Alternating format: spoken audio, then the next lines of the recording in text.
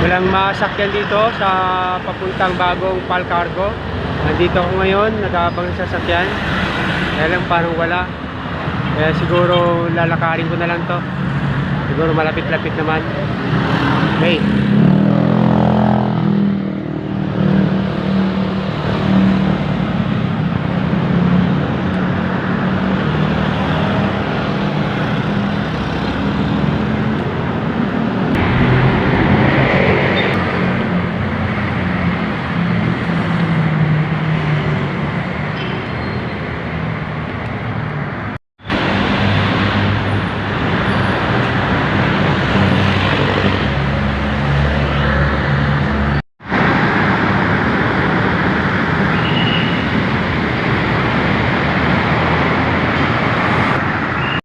Dito na po ako sa Palcargo bago.